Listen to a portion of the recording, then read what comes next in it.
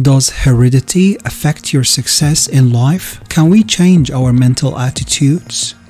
What mental tendencies that affect our joy, happiness, and satisfaction in life? And what to do about them? Hello, this is the Edification Coach, your coach for resilience, empowerment, and compassion. If you want more videos like this, then please do like, share, subscribe, and push the notification button. You are not barred from attaining greatness by heredity, no matter who or what your ancestors may have been, or how unlearned or lowly their station. The upward way is open to you. There is no such thing as inheriting a fixed mental position. No matter how small the mental capital we receive from our parents, it may be increased. No man is born incapable of growth. Heredity counts for something. We are born with subconscious mental tendencies, as for instance, a tendency to melancholy or cowardice or to ill temper. But all these subconscious tendencies may be overcome. When the real man awakens and comes forth, he can throw them off very easily. Nothing of this kind need keep you down. If you have inherited undesirable mental tendencies, you can eliminate them and put desirable tendencies in their places. An inherited mental trait is a habit of thought of your father or mother impressed upon your subconscious mind. You can't substitute the opposite impression by forming the opposite habit of thought. You can substitute a habit of cheerfulness for a tendency to despondency. You can't overcome cowardice or ill temper. Heredity may count for something too. In an inherited conformation of the skull, there is something in phrenology, if not so much as its exponents claim for it.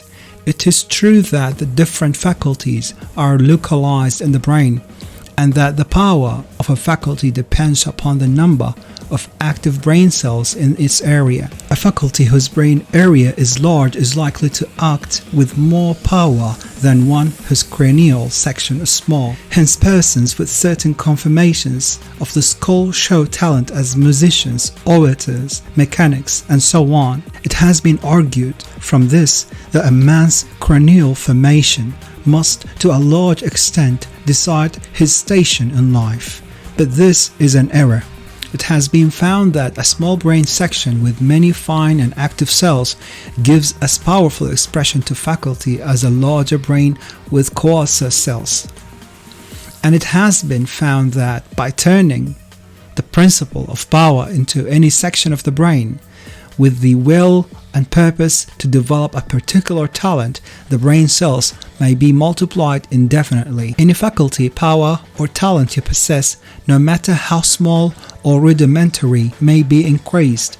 You can't multiply the brain cells in this particular area until it acts powerfully. It is true that you can't act most easily through those faculties that are now most largely developed. You can do, with the least effort, the things which come naturally, but it is also true that if you will make the necessary effort, you can develop any talent. You can't do what you desire to do and become what you want to be.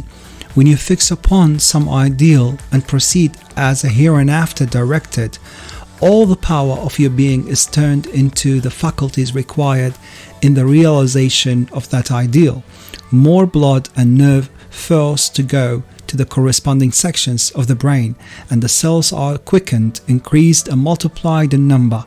The proper use of the mind of man will build a brain capable of doing what the mind wants to do. The brain does not make the man makes the brain. Your place in life is not fixed by heredity, nor are you condemned to the lower levels by circumstances or lack of opportunity. The principle of power in man is sufficient for all the requirements of his soul. No possible combination of circumstances can keep him down if he makes his personal attitude right and determines to rise. The power which has formed man and purposed him for growth also controls the circumstances of society, industry, and government, and this power is never divided against itself. The power which is in you is in the things around you, and when you begin to move forward, the things will arrange themselves for your advantage. Man was formed for growth, and all things external were designed to promote his growth.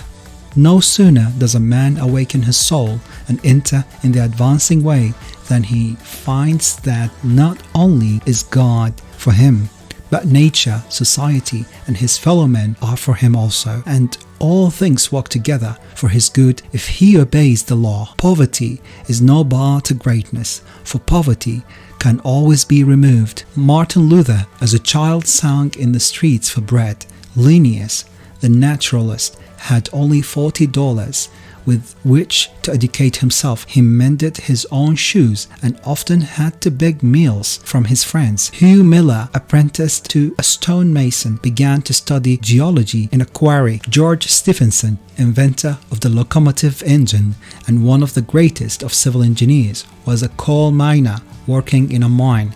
When he awakened and began to think, James Watt was a sickly child and was not strong enough to be sent to school. Abraham Lincoln was a poor boy. In each of these cases, we see a principle of power in the man which lifts him above all opposition and adversity. There is a principle of power in you. If you use it and apply it in a certain way, you can overcome all heredity and master all circumstances and conditions and become a great and powerful personality.